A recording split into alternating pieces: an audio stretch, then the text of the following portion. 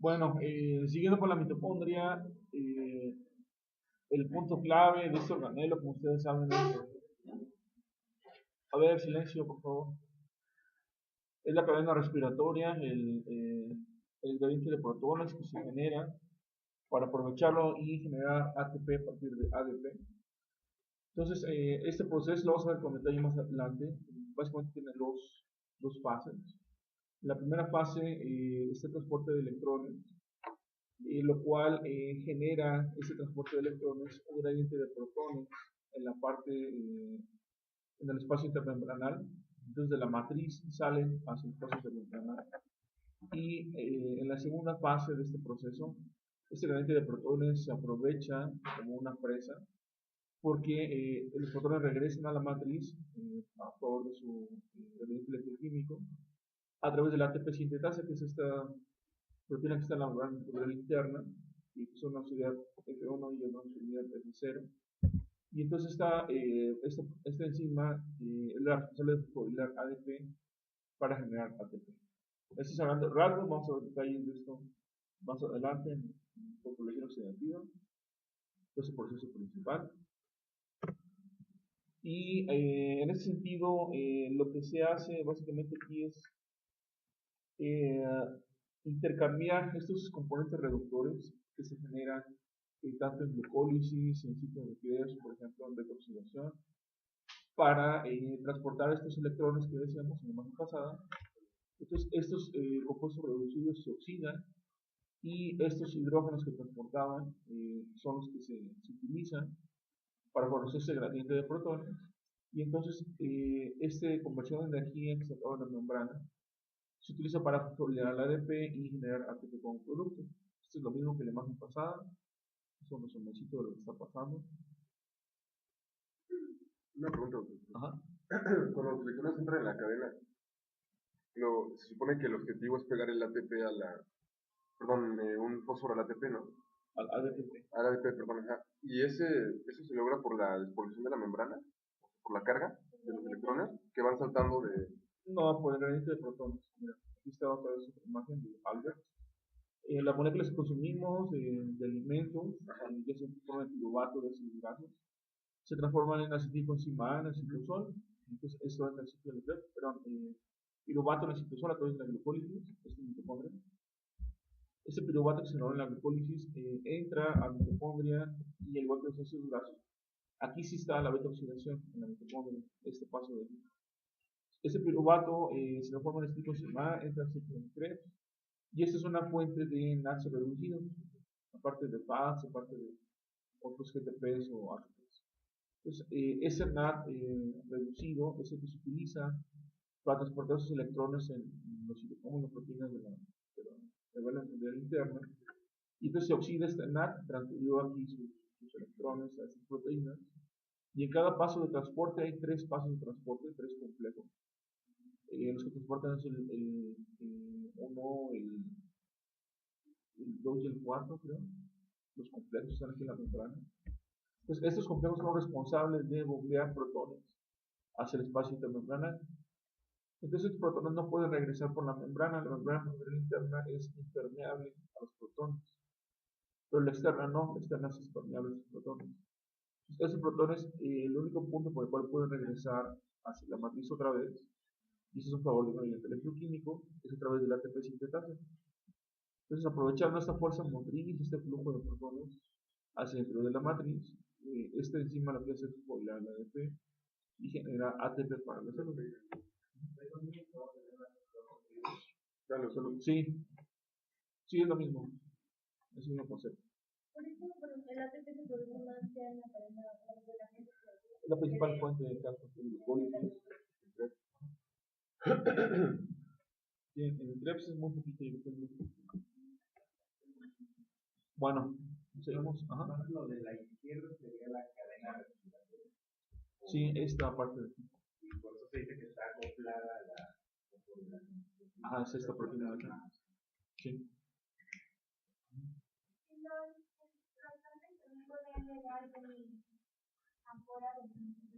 Básicamente son el transporte mitocondrial. También pueden entrar por ahí. Sí. Pues depende. Pues las dos están transportando, esta es para afuera y esta es la que, el único sitio por el cual pueden regresar. Yo pensé que son estas, pues vamos a probar. Y el último paso se llama respiratoria porque es donde se emplea el oxígeno molecular, para formar dos moléculas de agua durante este proceso. Esos son los productos finales, agua, CO2, ATP, de todos estos biometabólicos. ¿Okay? Este es otro resumencito. Aquí vemos lo importante, las reacciones principales que suceden en la mitocondria. Tenemos aquí los azúcares que entran en forma de piruvato. Se forma ácido enzima A en la mitocondria y esto entra al ciclo de Krebs, el ciclo de los ácidos carboxílicos. Y esto libera CO2, por supuesto, durante el proceso. Otra fuente que directamente llega a Krebs es la beta-oxidación. Todos los ácidos grasos entran en la mitocondria, se oxidan y generan componentes ácido enzima A que es el ciclo de Krebs. Y esto dijimos que genera estos ATPs en la cadena respiratoria, que serían estos complejos de la composición oxidativa. Estas bolitas serían de la mitocondrial, que en muchos culturas presenta la mitocondria. Y entonces así es como se generan estos ATPs como productos finales de todo este proceso. Fosforilación oxidativa. Ajá, sí, los citocromos y la ATP. Entonces, si se fijan, todo es un proceso de oxidación de los alimentos que se ingieren, que finalmente generan el combustible que se utiliza para las reacciones internas.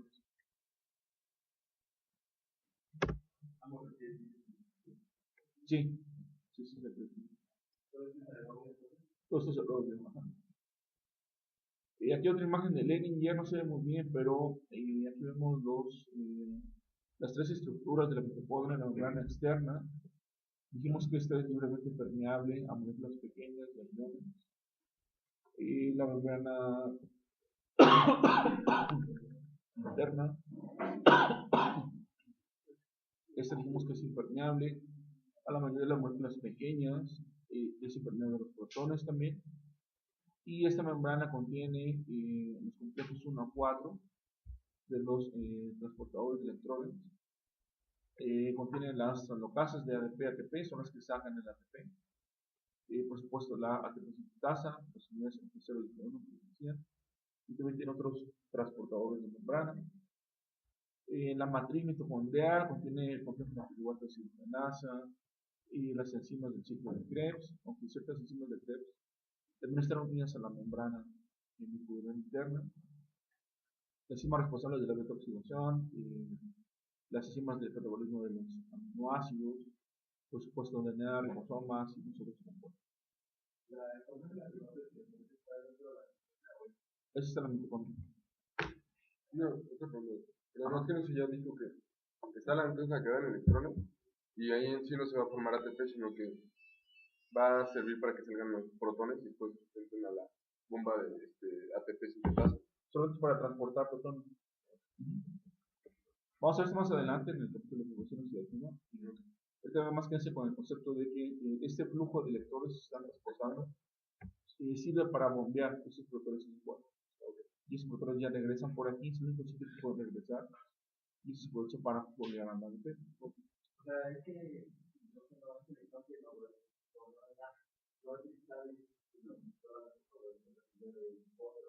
no, sí es el que sale, pero se divide electrones y protones. El hidrógeno que está aquí.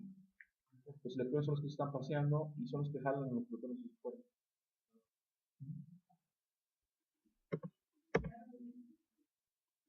¿Perdón? Aquí. ¿Quieren salir un rato? Bonitos de frente. ¿Quieren salir? ¿No? Bueno. Vemos aquí otro resumen de las vías oxidativas. La glucólisis dijimos que pasa en el citosol. Aquí están los pasos importantes. La conversión de la glucosa, formación de fructosa, formación de fosfato, formación de piruvato, generación de piruvato, ya entra a mitocondria, extrae el complejo de la piruvato deshidrogenasa, se forma acetilcoenzima A, entra al ciclo de Krebs, y durante todo este proceso se alimenta la cadena respiratoria a través de estos NADs reducidos para que a través de la fosforilación oxidativa se generen los ATPs. ¿Vale?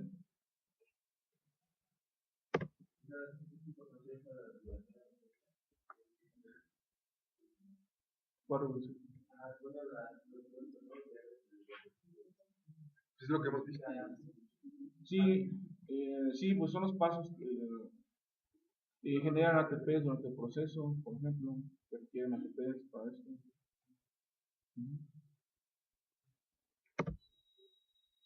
Aquí vemos otra vez el transporte que les decía de el bombeo de protones hacia el espacio intermembranal. Entonces, estos NADs reducidos se generan en Krebs, al igual que generan también CO2, que son los productos finales.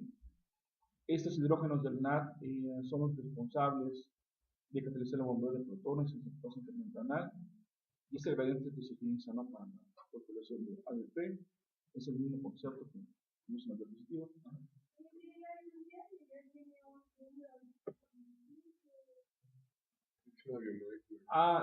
Lo que pasa es que nunca está solito, siempre está con forma diatómica. Entonces, entra uno o dos, salen dos moléculas de agua. Pero si entra medio o dos, a un solo oxígeno, sale una sola molécula de agua. La diferencia es escribo de las dos formas.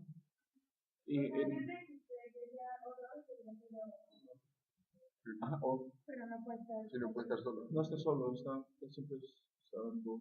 Y entonces serían dos moléculas de agua, sí, también. Ajá, aquí están dos moléculas de agua. Aquí entra uno o dos y salen dos moléculas de agua. Y así es mejor ponerlo porque así es como está pasando. Por eso no. O la otra forma es hacerlo así. De las dos formas es correcto. Ok, es lo que pasa en el cloroplastos, básicamente el mismo concepto. El gradiente de protones, a través también del transporte de electrones. Y aquí ligeramente distinto, no están estos compuestos reductores, pero este transporte de electrones sirven para generar NADPHs, y esto también tiene que ver con el ciclo de fijación del carbono en el CO2 para formar los azúcares, que son los productos de desecho, no son las plantas. Generan oxígeno y azúcares por la fotosíntesis y requieren CO2 para este proceso, al igual que luz solar, los fotones solares. Son muy parecidos al proceso. Y la siguiente proteína que tenemos que revisar es la ubiquinona, conocida como coenzima Q. De hecho, se le llama ubiquinona porque está en muchas partes, se considera ubicua.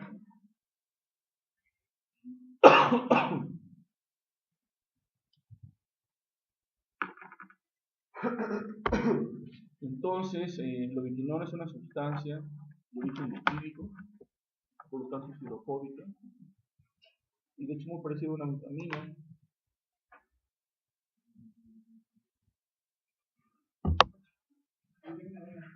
Ajá.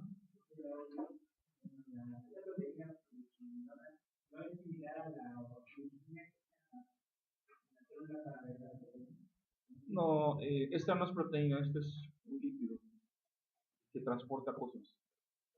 El sistema ubiquitina proteosoma son proteasas, son proteínas que tienen que ver con el catabolismo de proteínas, rompe proteínas que ya están en el citosol. Es distinto, no tiene que ver. Entonces, la ubiquinona está presente en la mayoría de las células eucariotas y principalmente se encuentra en la membrana mitocondrial, en la interna, y que es un componente clave para la cadena respiratoria.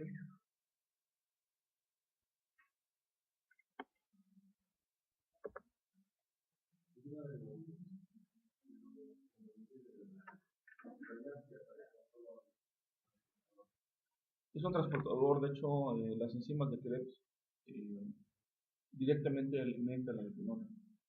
Vamos a ver más adelante. Forma parte de ellos, ajá, pero no es un citocromo como tal. Esa no es proteína, acuérdense, aquí está la estructura. Tiene aquí esta cola de grupos isopreno, son estas unidades de 5 carbono. Y aquí lo vemos en estado oxidado, se llama ubiquinona, se abrevia como U solamente.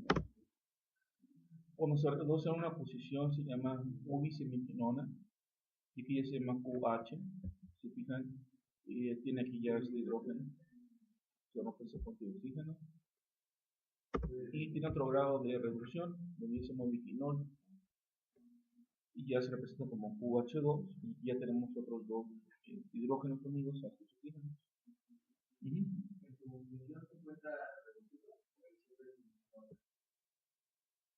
Su función es transportar, ajá, transporta estos hidrógenos. Entonces se oxida y se reduce, pues, ahí está, siempre cambiando de estado. Es UH y QH2.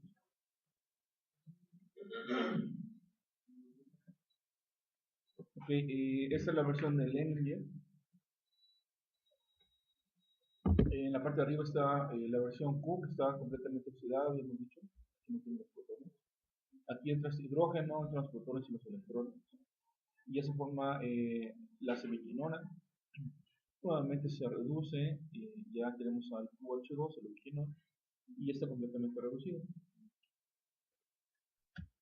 Aquí eso quiere decir que esto que está en paréntesis se repite 10 veces. Se forma la cola esta de isopreno. ¿Okay? Y en la siguiente imagen yo creo que queda más claro su función. Es una imagen de Albert. Entonces, en cuanto a transporte a través de membranas se refiere, básicamente hay dos formas.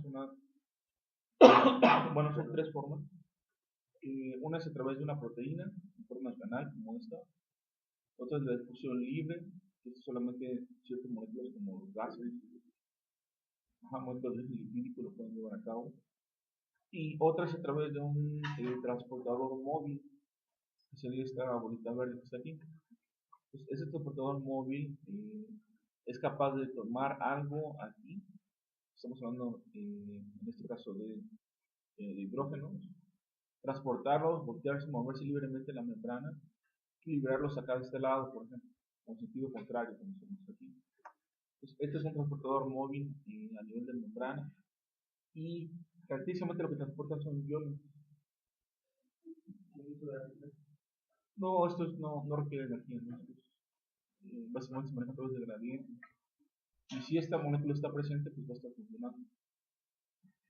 Entonces, este sería el papel del ubiquinol.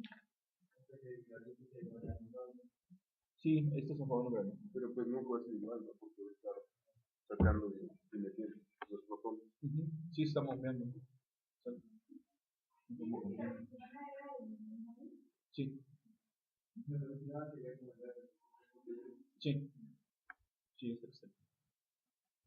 Recuerden que no es una proteína, por su estructura es un derivado de lípido y libremente se mueve sobre la membrana. No son proteínas. Digo, perdón, los transportadores. Sí, para moverse en la membrana libremente tiene que ser lípido. Bueno, y aquí vemos la interacción de estos complejos en cuanto al transporte al bombeo de protones. En la parte derecha está la matriz, esta es la membrana integral interna, y este es el espacio intermembranal de este lado. Vemos aquí los complejos, el 1, el 2, el 3 y el 4. Como ven aquí, el 1, el 3 y el 4 son los que transportan los protones hacia el espacio intermembranal. Y les decía que el único lugar por el cual pueden regresar esos protones a través de la ATP sintetasa es la unidad F0 y la F1. La F1 es donde entra ADP y fosfato y sale como ATP. Esta es una especie de turbina que aprovecha el flujo de protones para catalizar esta reacción, la fosforilación.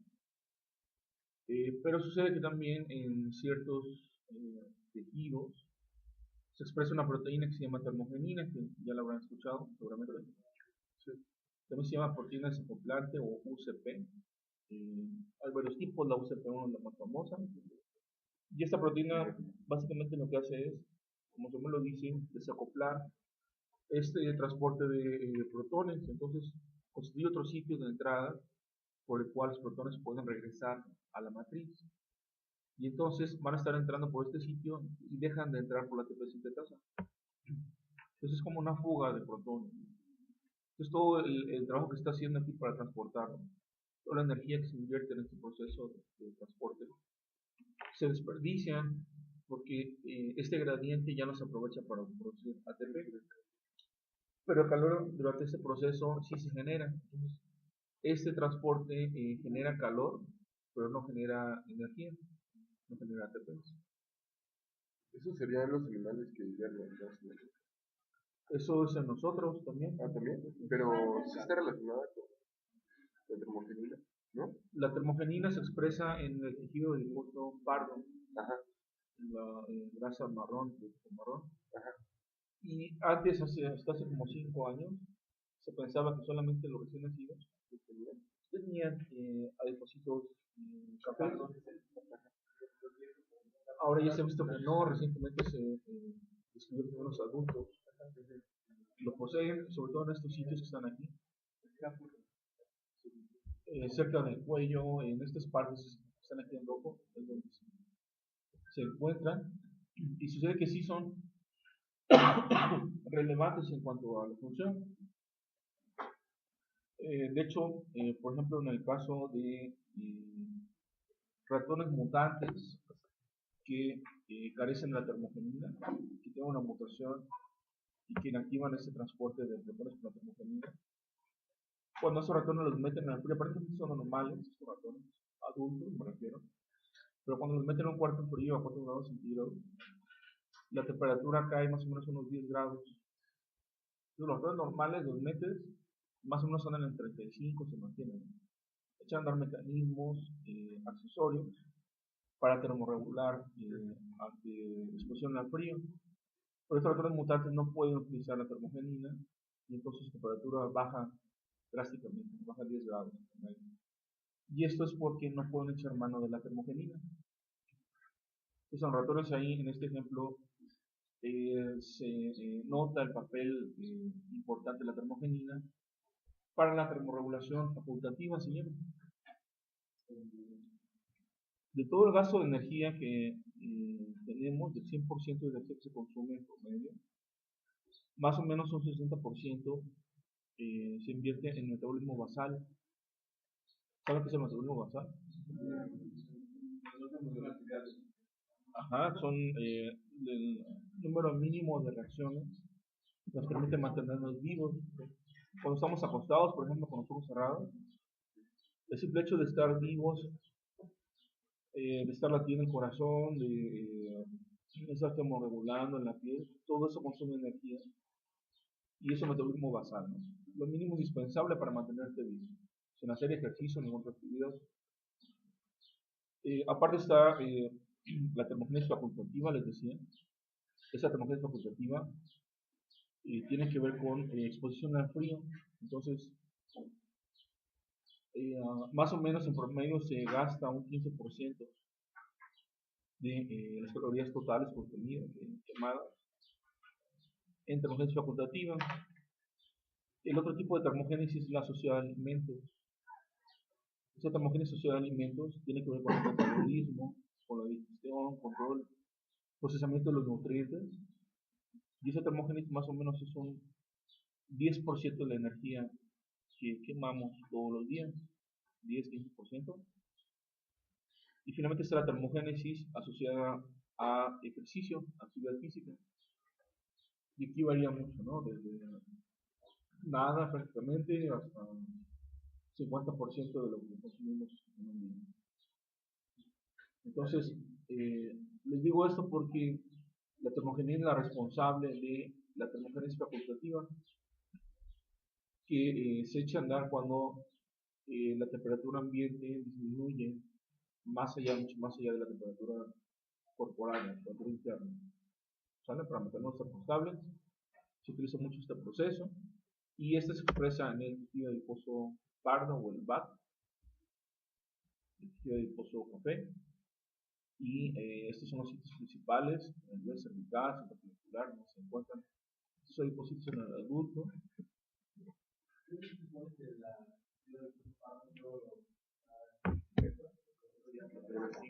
Me acaban de descubrir. Hasta hace 5 años, sí. Eso ya tiene como 5 años. La otra pregunta era, ¿dónde está tiene iniciativas cuando estamos muy sentidos, consume el 30% de nuestra vida?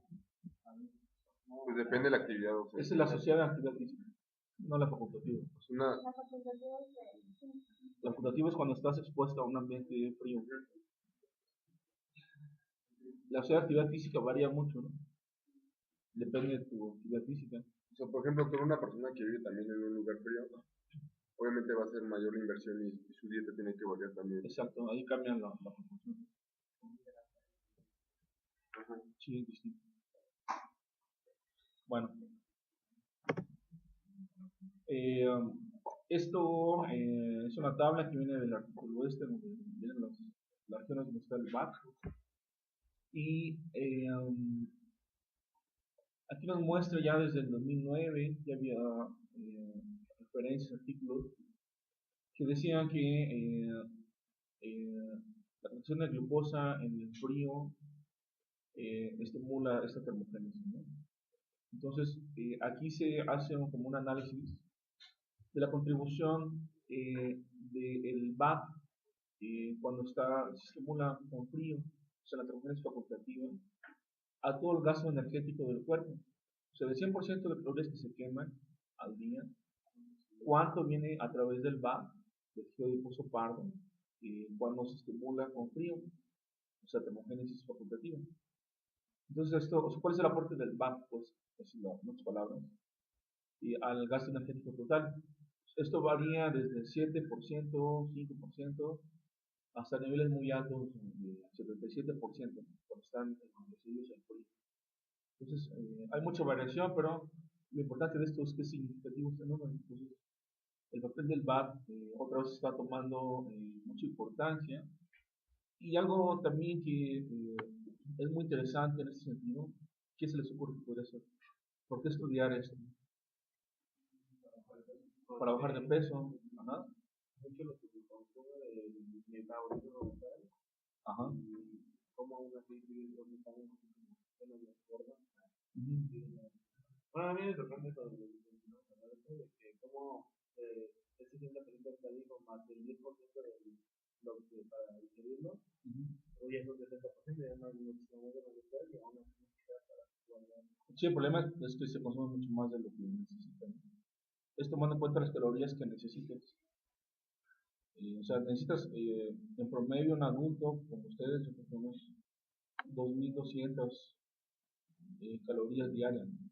Entonces, el problema es cuando ya nos consumiendo 4000 calorías, ya no alcanza a quemarlas, entonces la única opción es almacenarlas. Exacto, ya están los almacenes. Cuenta que los almacenes de grasa en teoría son ilimitados en el cuerpo. Pueden crecer y crecer y no hay nadie que los detenga. Entonces aquí algo muy interesante en cuanto a investigación médica es encontrar formas para expresar, para encender la termogenina en tejido adiposo blanco, o sea, no solamente el pardo, que es escaso en el cuerpo, ¿no? Pero, perdón, no entiendo muy bien cómo podría ayudar a la termina a generar esta temperatura. Por ejemplo, el calor natural, Ajá. se supone que es una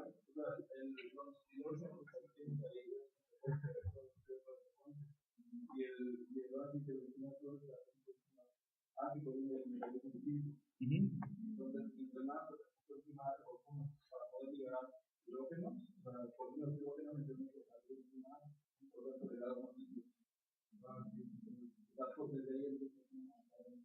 ese proceso de transporte se detiene cuando los niveles de ATP aumentan en la célula. Los niveles de ATP bajan, todo ese proceso se acelera. Lo que hemos visto en Krebs, en glucólisis, en depolación oxidativa, depende mucho de los niveles de ADP, básicamente. Cuando los niveles de ADP aumentan en la célula, todo esto se enciende. Cuando los niveles de ADP bajan en la célula, esto es más lento. Entonces, si tú tienes una fuga de este gradiente de protones, no está produciendo ATP, entonces aumenta tus niveles de ADP y esto incrementa todo el proceso y eventualmente vas a echar mano de la reserva, ¿no? De los grafos. Exacto. Entonces, si tú puedes hacer que esta proteína se exprese más de lo poco que se expresa, sin tener que estar frío, por ejemplo, estar viviendo en la nieve, en ropa,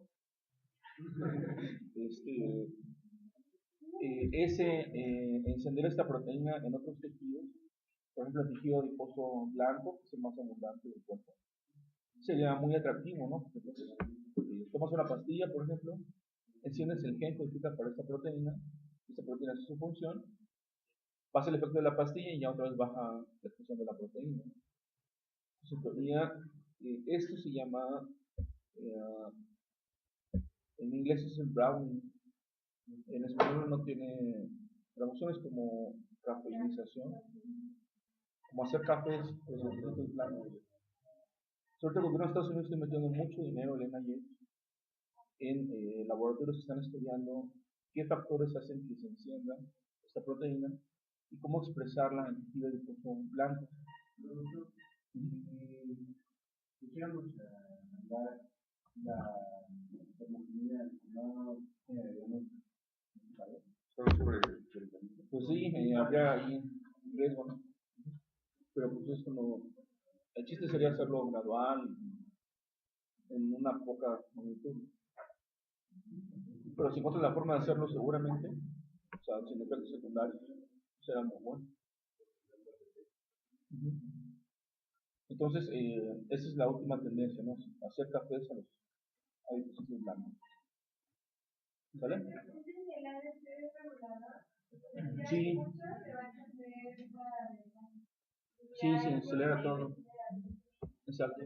Porque si este no está presente, este no está trabajando. Y si este no trabaja, no se mete en este. Y si este no se mete, se acumulan mucho aquí y esto se hace más lento el transporte. Les cuesta más trabajo esto sacarlo. Si ya tienes un montón aquí, va en contra de su gradiente de concentración. Entonces, todo el proceso se hace más lento, todo este bombeo de protones. Entonces se hace más lenta la generación también de NADH, esto se apaga más, se disminuye esto, y lo que consume se va hacia reserva. No entendí lo que dijo Raúl de las deficiencias humanas, o sea, que entre más lípidos consumas, más se activa la máquina. No, no consumas. De las deficiencias.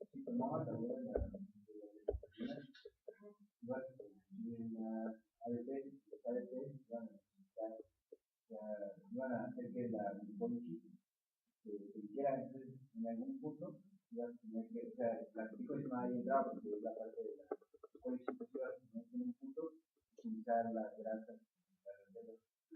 O sea, más rápido a terminar de tus reservas de glucógeno, O sea, y ibas a empezar con el líquido. Si tú desacoplas esta parte en la producción oxidativa por termogénina, todo ese proceso se incrementa. ¿Por qué se incrementa? Porque estás bajando la generación de ATP. Exacto.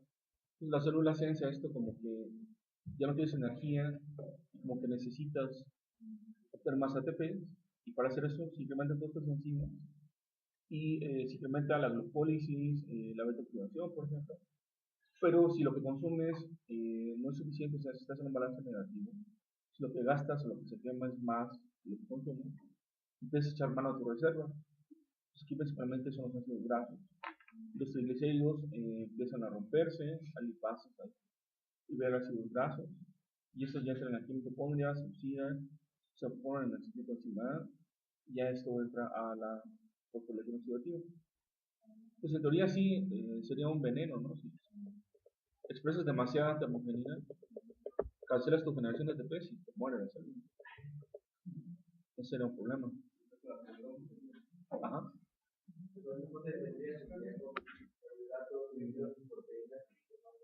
Ujú. Sí. Pues sí, es más sencillo. Pero si ya estás muy gordo, ya no puedes hacer eso.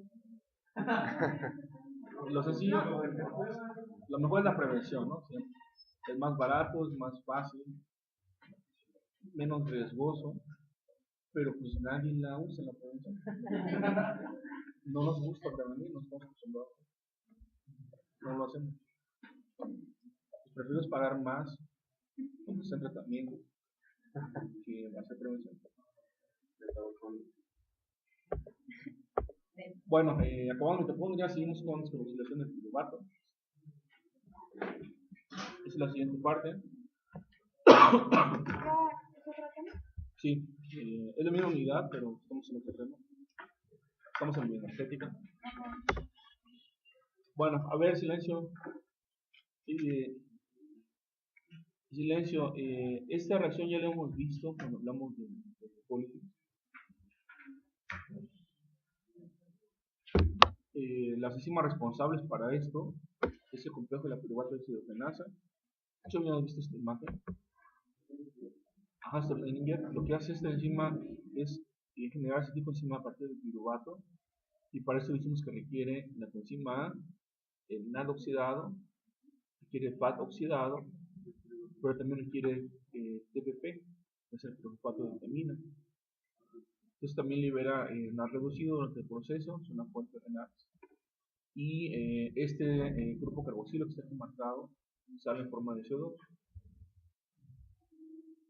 Quedan nada más estos dos carbonos, el del carbonilo y el del grupo metilo, en la acetilcoenzima A, más la acetilcoenzima unida por este azufre. Esta es la reacción general. Como ven, tiene un delta G bastante negativo. Eso quiere decir que es muy favorable esta reacción. Y es una muy buena fuente de NADs reducidos.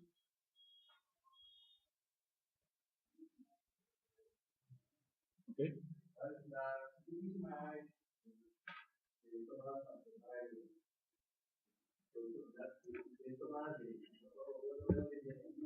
La coenzima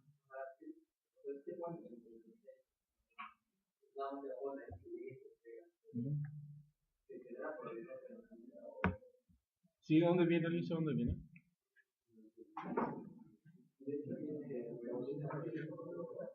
¿No vieron vitaminas el mes pasado? Sí. ¿Vitamina? La 1 es la tiamina. Del ácido pantoténico. La coenzima A viene del ácido pantoténico. Entonces hay una serie de enzimas que la generan, pero el precursor es el ácido pantoténico. Entonces se requiere comerla, ¿no? No se sintetiza como tal. Entonces, deficiencias vitamínicas generan deficiencia de la tiamina, y también de la coenzima A. Entonces, se requiere una buena nutrición, ¿no? Para que la enzima sea eficiente. Aquí está, de hecho, la coenzima A. Aquí está la parte del ácido pantoténico, sombreado. Solo que la coenzima A también tiene más compuestos, no solamente ácido pantoténico. Tiene aquí esta base hidrogenada, este azúcar, estos dos fosfatos, 3 con esto. Este es un ATP unido al ácido pantoténico, más este grupo que es la beta-metacrotilamina. Y entonces todo esto ya forma la coenzima. Y cuando se unen estos dos carbonos, dijimos, que vienen del piruvato, que se va al CO2, ya forman la acetilcoenzima. ¿Vale? La coenzima está compuesta por ATP, ácido pantoténico y beta-metacrotilamina. Al carbono que está aquí. Exacto, y se une a través de este azufre, de este grupo puro. Para no poner toda esa estructura, nada más poner coenzima A-SH y este azufre se extiende en el carbono. Recuerden que aquí el carbono que estaba el tercero se va por el sur.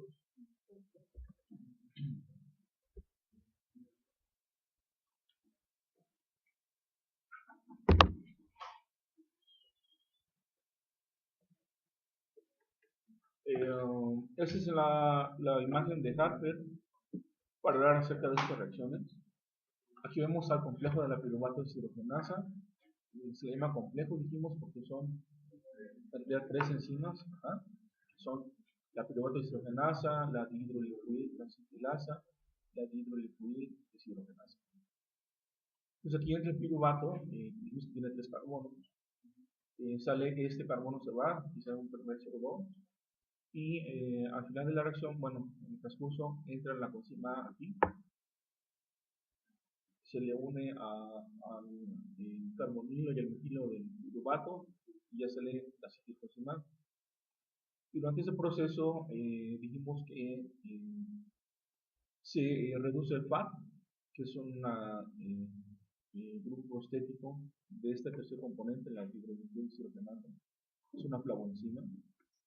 Y entonces este FAT que estaba oxidado se reduce, o sea, la enzima se reduce. Y la enzima no se queda así, sino que se los transfiere a un NAD oxidado para reducirlo. El FAT de H2 puede entrar al transporte del nucleo. No, porque le estoy diciendo que esto es una flavoenzima. Y es un prostético. Por ejemplo, el prostético es la misma forma covalente a la enzima. Y ese no sale bien. La enzima se reduce, pero como no se puede quedar así la enzima, para volver a ser activa, tiene que reducir a este NAD oxidado. Este sí ya se va y entra, exacto, entra por población oxidativa. Perdón, el prostético era el dihidrolipoil. Es la enzima. El prostético sería el El FAT, exacto. Las proteínas que tienen FAT se llaman flavoenzimas. Y se caracterizan porque, bueno, absorben a cierta longitud de onda, son distintas de las demás enzimas, ¿no? Son como especiales. Entonces este FAT es el que se reduce, está en el sitio activo, en el sitio activo, se oxida, se reduce y ya que está reducido, se los transfiere simplemente al NAD oxidado y es una fuente de NAD reducidos. Y, ¿qué más? Bueno, este es el resumen de la reacción. Lo dejamos hasta aquí, mañana seguimos con esta parte. Ajá.